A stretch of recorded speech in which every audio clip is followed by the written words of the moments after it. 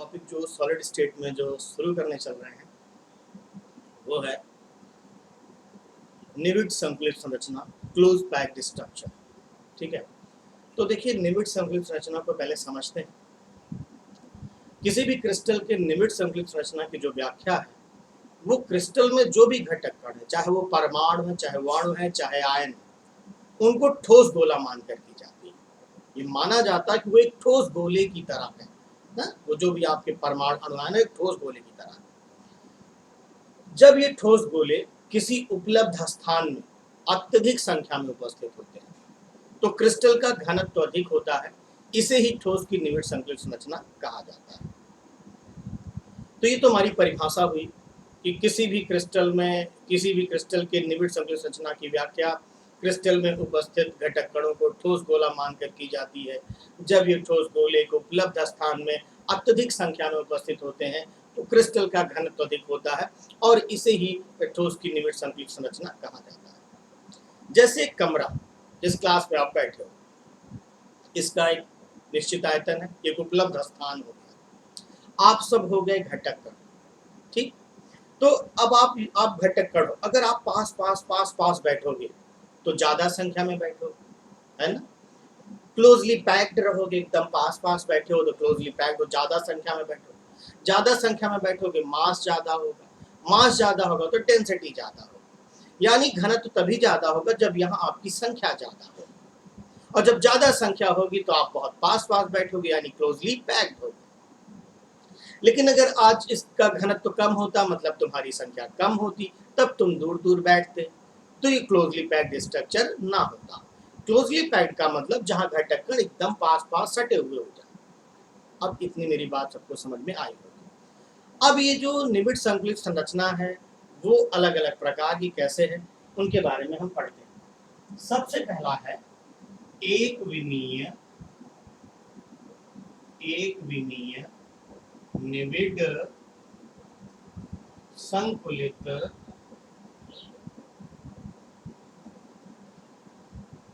संरचना। एक विमीय निविड संकुलित संरचना वह निविड संकलित संरचना जिनमें घटक कण एक पंक्ति में व्यवस्थित होते हैं। वह कोई भी क्रिस्टल है, उस क्रिस्टल की ये निविड संकलित संरचना है। वह निविड संकलित संरचना जिसमें घटक कण एक पंक्ति के रूप में व्यवस्थित होते हैं, एक विमीय निविड संकलित संरचना कहलाता है। इस स्थिति में प्रत्येक घटक कण अधिकतम 2 घटक कणों को स्पर्श कर रहा होता है, टच कर रहा होता है। तो इसकी कर रहा होता है, जिस कारण इसकी जो समन्वय संख्या होती है, समन्वय संख्या का मतलब एक गोला कितने गोलों को टच कर रहा है, कोऑर्डिनेशन नंबर। तो इसकी जो समन्वय संख्या होगी, वो समन्वय संख्या यानी इसका जो कोऑर्डिनेशन नंबर होगा वो क्या होगा, इसका जो कोऑर्डिनेशन नंबर होगा वो क्या होगा, 2 होगा।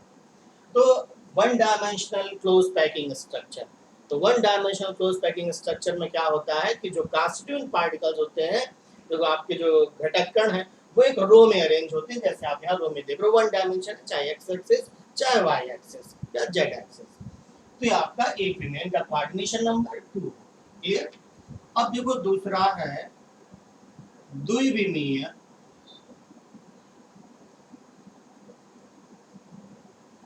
वर्गाकार निविड संकुलित संरचना, 2 dimensional square close packing structure. 2 dimensional square close packing structure. अब देखो यहाँ क्या होगा, कहता है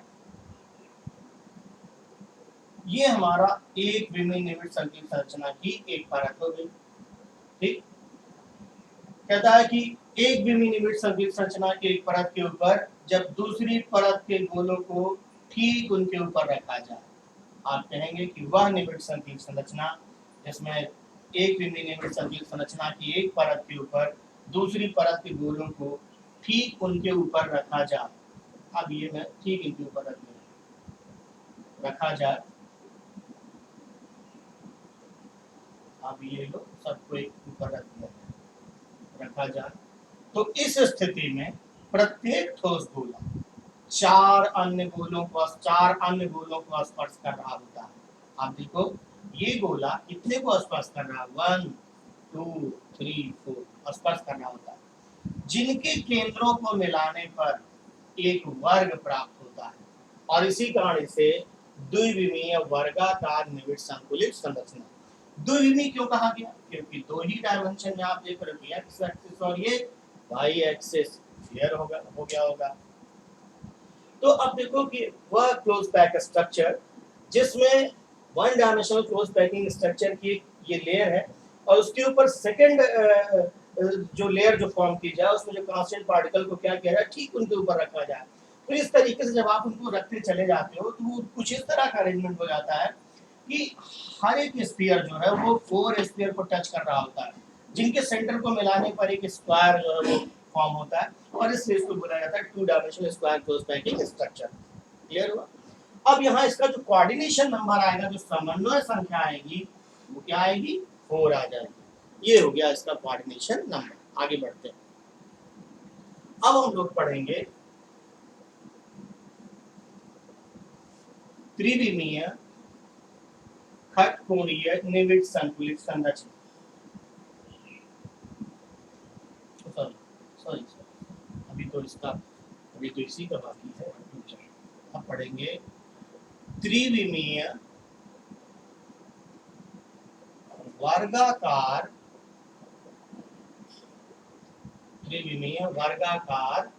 निविड़ संकुलित संरचना। ठीक है, त्रिविमीय वर्गाकार निविड़ संकुलित संरचना। अब देखो बना लो तब अपनी बात को समझाता हूँ, आपको अच्छे से समझ में आएगा।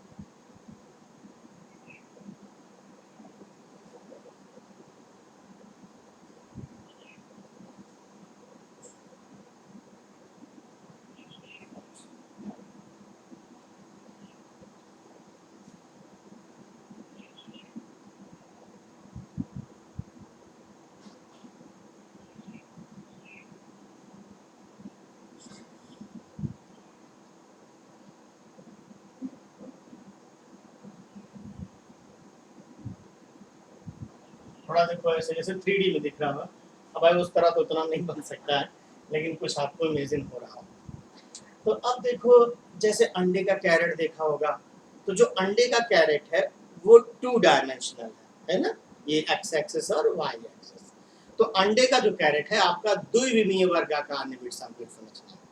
अंडे का कैरेट द्विविमीय वर्गाकार निविड़ संकुलित संरचना। अब उस कैरेट के ऊपर दूसरा कैरेट, फिर तीसरा कैरेट, फिर चौथा कैरेट, ऐसे तुम कैरेट के ऊपर कैरेट रखते चले गए। तो जब तुम कैरेट के ऊपर कैरेट रखते हो तो 3 डायमेंशन आ गया, एक्स एक्सिस, वाई एक्सिस, सब एक्स वाई जेड सब क्रिएट हो गया उसके अंदर। तो ये देखो अब ये एक्स वाई जेड तीनों आ गया, तो ये 3 डायमेंशन हो गया, 3 dimensional square close packing structure. तो अब क्या बोलोगे कि जब द्विविमीय वर्गाकार निविड़ संकुलित संरचना की एक परत के ऊपर दूसरी परत के गोलों को ठीक ऊर्ध्वाधर रखा जाता है तो वो इस प्रकार व्यवस्थित हो जाते हैं, ध्यान देना ना, कि हमें ए प्रकार का जालक प्राप्त हो जाता है। यानी एक जो सीट है अंडे की वो ए है पूरा, फिर दूसरी भी सेम है तो वो भी ए होगी, अगली भी सेम है तो वो भी ए होगी। तो ये सब ए प्रकार का हमें जालक प्राप्त हो जाता है और इसे बोला जाता है त्रिविमीय वर्गाकार निविड़ संकुलित संरचना। यानी जब हम द्विविमीय वर्गाकार निविड़ संकुलित संरचना के एक परत के ऊपर दूसरी परत को ठीक ऊर्ध्वाधर उसी के ऊपर गोले के ऊपर गोलों को रखते चले जाते हैं तो वे क्षैतिज और ऊर्ध्वाधर और क्षैतिज ना, समझ रहे हो ना, दोनों स्थितियों में संरेखित हो जाते हैं ना, अलाइंड हो गए, एक सीधी रेखा में अलाइन हो गए इस तरीके से, चाहे ऐसे देख लो एक सीधी रेखा में, चाहे ऐसे देख लो, और इस प्रकार ए प्रकार का जालक प्राप्त होता है। इसे ही त्रिविमीय वर्गाकार निविड़ संकुलित संरचना कहा जाता है। अब देखो ये जो गोला है आप जो देख रहे हो, ये गोला ऐसे तो आपको 4 गोलों को टच करता हुआ दिख रहा है, लेकिन है क्या वास्तविकता में पीछे भी एक गोला होगा और आगे भी एक गोला होगा।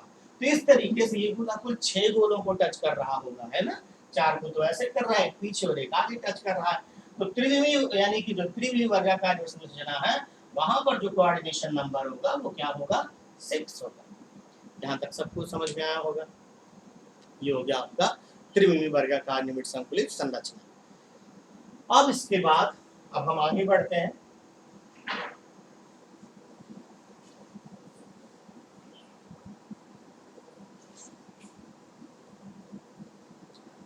और पढ़ते हैं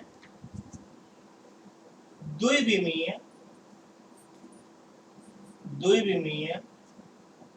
खटकोणीय निबिड़ संकुलित संरचना। अब देखो द्विविमीय खटकोणीय निबिड़ संकुलित संरचना क्या है। अभी तक हम लोगों ने जब पढ़ा तो हम लोगों ने गोले के ऊपर गोला ऐसे रखा था, ये एक विमीय एक परत हो गई।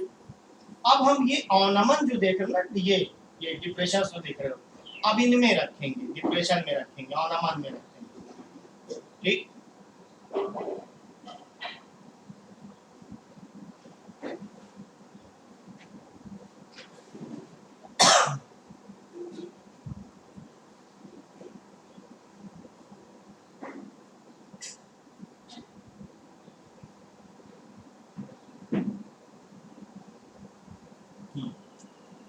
आप कहेंगे जब दूसरी परत के गोलों को, वह निबिड़ संकुलित संरचना जिसमें दूसरी परत के गोलों को कहाँ रखा जाए, पहली परत के गोलों के ऑर्नामेंट में रखा जाए। जब दूसरी परत के गोलों को पहली परत के गोलों के ऑर्नामेंट में रखा जाए तो वो इस प्रकार व्यवस्थित हो जाते हैं कि इस स्थिति में प्रत्येक ठोस गोला 6 अन्य गोलों को स्पर्श कर रहा होता है। देख रहे होगे 1 2 3 4 5 6 को स्पर्श कर रहा होता है, जिनके केंद्रों को मिलाने पर एक खटकोण प्राप्त होता है और इसी कारण इसे द्विविमीय खटकोणीय निबिड़ संकुलित संरचना कहा जाता है।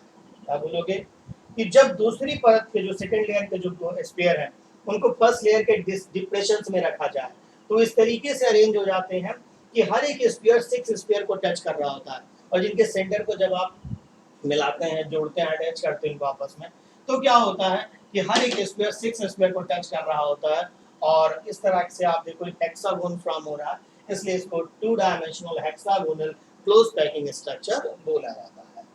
तो आपको ये 2 डायमेंशन का समझ में आया होगा। अब बात करते हैं त्रिविमीय खटकोणीय निबिड़ संकुलित संरचना।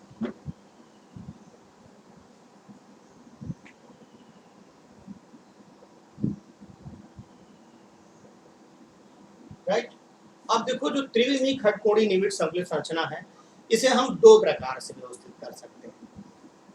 एक, कि हम गोले के ऊपर गोला रखें, ऐसे गोले के ऊपर गोला जैसे वहां पे रखे। तो अगर तुम देखो गोले के ऊपर गोला रखोगे तो सपोज करो ये ए वाइड है, ए रिक्तिका है, ये भी ए रिक्तिका, ये चलो ये बी है, ऐसे मैंने दिखाया, ये ए रिक्तिका है, ये बी रिक्तिका है, ये ए रिक्तिका है, ये बी है, ए बी, ऐसे मैंने लिखा हुआ। चलो अब देखो अगर मैं गोले के ऊपर गोला रखता चला जाऊं तो जहां पहली लेयर में ए वाइड होगी, ए रिक्तिका होगी, वहीं दूसरी लेयर में भी ए वाइड होगी, वहीं तीसरी लेयर में भी होगी। तो ये एक प्रभावशाली संकुलन नहीं होगा, ये इफेक्टिव क्लोज पैकिंग नहीं होगी, क्योंकि क्लोज पैकिंग का मतलब है कि जगह कम से कम हो जाए बीच की, ये होता है क्लोज पैकिंग। अब अगर तुम गोले के ऊपर गोला रखते चले जा रहे हो तो जहां पहली लेयर में जहां जहां जगह थी, जहां जहां वाइड थी, वहीं दूसरी लेयर में भी वाइड रहेगी, तो ये प्रभावशाली संकुलन नहीं होगा। तो हम इसे 2 तरह से अरेंजमेंट करेंगे और वही समझाना है आपको, और उसमें हमें 2 तरह के संकुल मिलेंगे। एक तो हमें मिलेगा खटकोणीय समृद्ध संकुल, जिसको मैं इस वीडियो में बता रहा हूँ, और दूसरा मिलेगा घनीय समृद्ध संकुल, जिसको मैं इसके बाद के नेक्स्ट वीडियो में बताऊंगा। तो सबसे पहले मैं आपको खटकोणीय समृद्ध संकुल के बारे में बताता हूँ। आप ध्यान समझ, मेरी बात को खूब ध्यान से समझोगे तो बहुत अच्छे से समझ में आएगा। तो एक तो अरेंजमेंट हो गया ये कि जब हम गोले के ऊपर गोला रखेंगे तो ये प्रभावशाली संकुलन नहीं होगा। दूसरा क्या है कि थोड़ा बड़ा बना रहा हूं ताकि मैं अपनी बात को स्पष्ट कर सकूं आपको।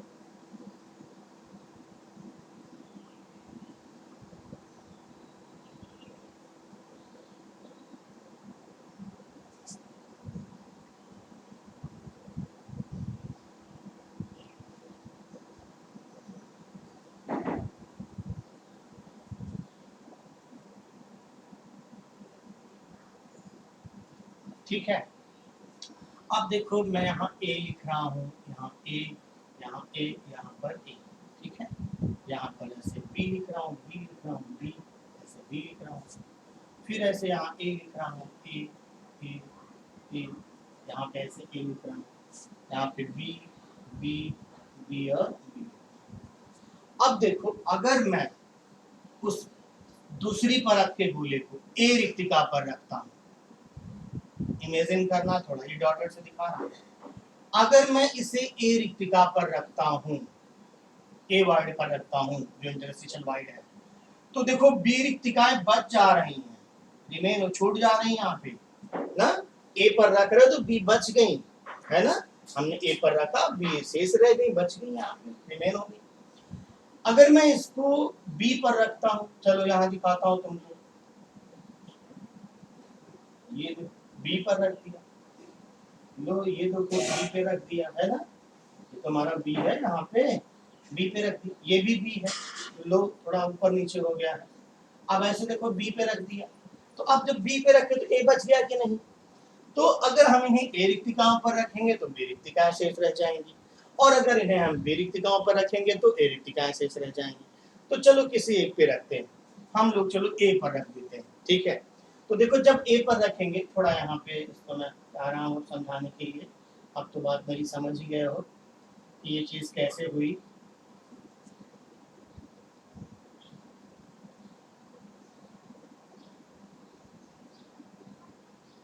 क्लियर। अब देखो अगर मैं इसे ए रिक्तिका पर रखता हूँ तो ये भी तो ए रिक्तिका है, चलो ए पर ऐसे रख दिया मैंने, ये। अब एक नई रिक्तिका देखो सी बन रही है, यहाँ पे देख रहे हो सी, ये सी बन रही है, दिख रहा होगा, ये डॉटेड गोला, ये डॉटेड गोला, ये वाला डॉटेड। चलो इसको भी मिटा देना तुमको समझाने के लिए, ताकि तुमको कोई दिक्कत ना हो इस चीज की। तो अब तुम क्या देख रहे हो कि 3 डॉटेड गोले देख रहे हो, ये डॉट कर दे रहा हूँ थोड़ा, ये देख रहे हो 3 डॉटेड गोले देख रहे हो ना। अब इन 3 डॉटेड गोलों के बीच में तुमको ये देखो एक नई रिक्तिका क्या मिली है, सी मिली हुई है। ये दरअसल चतुष्फल की है, और यहाँ वाली जो थी ना ये अष्टफल की है, ये वाली जो थी ये चतुष्फल की रिक्तिका है, अष्टफल की, इसके बारे में अभी पढ़ेंगे। अभी आप बस समझो कि एक नई रिक्तिका क्या मिल गई, सी मिल गई, ठीक है। अब मैं अगर तीसरी परत का गोला इस पर लेकर आऊं तो थोड़ा ध्यान से देखना, जब मैं तीसरी परत का गोला इसके ऊपर, ये 2 परत हो गई, पहली परत हो गई डार्क सर्किल की, दूसरी परत हो गई डॉटेड सर्किल वाली। अब अगर मैं तीसरी परत का गोला इसके ऊपर लेकर के आता हूं तो तीसरी परत का गोला देखो पहली परत के गोले के ठीक ऊर्ध्वाधर है कि नहीं है। ये जो डार्क लाइन है वो निचली परत है, तो डॉटेड है उसके ऊपरी दूसरी परत है। और फिर जब तुम थर्ड लेयर ले तीसरा गोला लेके आओगे, तो जो थर्ड लेयर का जो गोला लेकर के आओगे, वो गोला आप देखो, वो स्पीड आप देखो, जो आपकी जो सबसे नीचे वाली लेयर है उस पर जो जहां गोला वहीं पे देखो आ रहा है, तो तीसरी परत में गोला जो है वो पहली परत के गोले के ठीक ऊर्ध्वाधर है। तो अब जरा एक चीज देखो, ये डार्क सर्किल वाला गोला देखो, पहले ये डॉटेड भूल जाओ, ये डार्क सर्किल वाला ये कितने को टच कर रहा है, 6 को टच कर रहा है ना, 6 को टच कर रहा है। फिर इसके ऊपर देखो 3 आया, 1 2 3 आया, 3 आया ना। अब इसके ऊपर फिर जो आएगा वो जहां पर जैसे ये आ रहा है ना, ऐसे ये सब भी आएंगे, ये सब भी आएंगे। तो यानी पहले एक हेक्सागोन था, फिर बीच में एक ट्रायंगल आया, ये वाला ट्रायंगल किसका, इन जो 3 गोल डॉटेड से जो बना हुआ है, और फिर देखो एक हेक्सागोन आ जाएगा। देखो पहले हेक्सागोन था, पहली लेयर का हेक्सागोन, फिर उसके बाद सेकंड लेयर का देखो ये आया, ट्रायंगल बनाया कि नहीं बनाया, अगर इनके सेंटर को मिलाए ट्रायंगल क्रिएट होगा। फिर देखो हेक्सागन आ गया, तो यानी सबसे नीचे हेक्सागन है, उसके हेक्सागोनल स्ट्रक्चर है, फिर उसके ऊपर ये आपका ये 3 गोलों से मिलकर के बना रहा ट्रायंगल वाला स्ट्रक्चर आ रहा, फिर हेक्सागोनल स्ट्रक्चर आ जाएगा, यानी पहले खटकोणी, फिर त्रिभुज वाला, फिर खटकोणी, इस तरह। यानी पहले ए था, फिर सेकंड लेयर बी बनी, फिर अगली लेयर फिर ए बन गई, यानी ए बी टाइप का जालक हमें मिलेगा। अब इसको मैं और अच्छे से क्लियर करने के लिए इसका स्ट्रक्चर बनाता हूँ। तो अब देखो, जो आपने देखा कि जब आपने उस नई रिक्तिका पर गोले को रखा, तो वो जो गोला था वो पहली परत गोले के ठीक क्या था, ऊर्ध्वाधर था, ठीक। अब समझना मेरी बात को, यानी जो ये सबसे नीचे हमारी जो लेयर थी वो ये थी, ये सबसे नीचे वाली लेयर थी, फिर सबसे नीचे वाली लेयर ये क्या है, ए है, फिर ये देखो जो 3 गोले थे ऐसे आपने ये तीनों इसी पर आ रहे थे। अब जो फिर उसके ऊपर जो लेयर बनती थी ये हमारा बी लेयर हो गया क्योंकि इससे डिफरेंट है ये। अब उसके बाद ये यहाँ पे देख रहे हो ये ऐसे करके आया। तो आपने कुल मिलाकर फिर से ए रिपीट हो गया कि नहीं रिपीट हो गया? आ रहा है ना समझ में? सबको मेरी बात समझ में आ रही होगी। अब इसी को अगर मैं ऐसे इसका स्ट्रक्चर ड्रा करूंगा तो ऐसे बना दूंगा।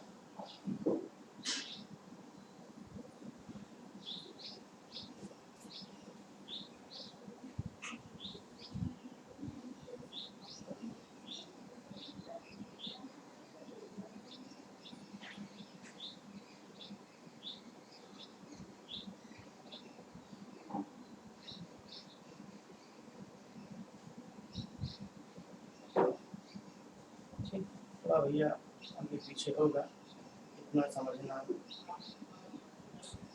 ठीक है। अब देखो ये हो गए।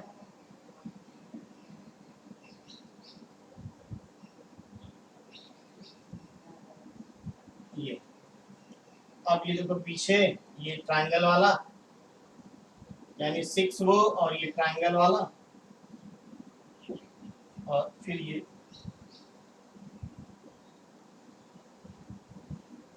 वाला 6। तो हमें ए बी ए प्रकार का जालक प्राप्त हुआ। आ रहा है कि नहीं समझ में? तो हमें बोलना क्या है कि जब दूसरी परत के गोलों को जो है वह ए रिक्तिका पर रखा जाता है तो उस स्थिति में हमें एक नई रिक्तिका सी प्राप्त होती है जो कि चतुष्फल की होती है।